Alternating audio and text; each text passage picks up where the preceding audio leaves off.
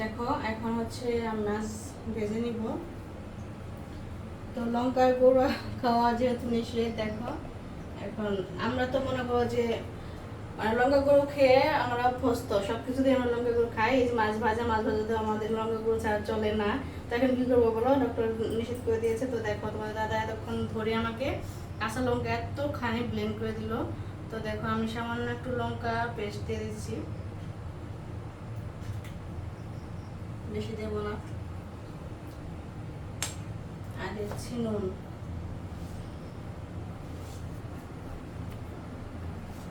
তো এখন হচ্ছে শুধু মাছ ভাজা দিয়েই ভাত খাওয়া হবে। আর হচ্ছে দুপুরে রান্না করেছিলাম হচ্ছে নিরামিষ পেঁপে তরকারি আর হচ্ছে তন্দুর ভাজি।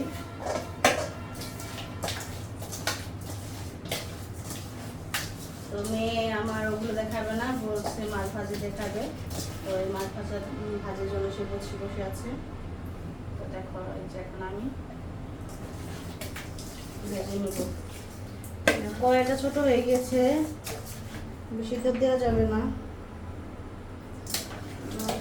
দিচ্ছি। আর দেখো মাছটার মাঝখান দিয়ে এরকম করে দিয়েছি।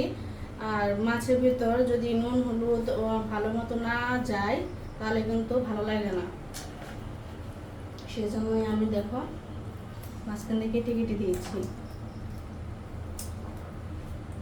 আর এই মাছগুলো কিন্তু আস্ত ভাজা খেতে বেশি ভালো লাগে, মাঝখানে পিস করলে ভালো লাগে না। দেখো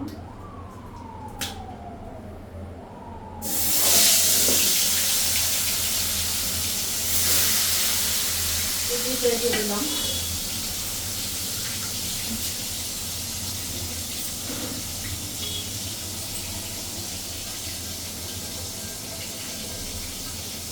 অনেক গরম।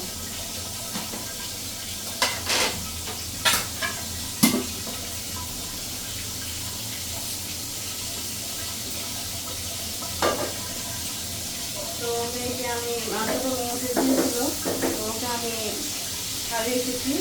তো খাবার খেতে যাচ্ছিল না, ও মানে 1 ঘন্টা আমার মানে লেগে গিয়েছে ওর পিছনে।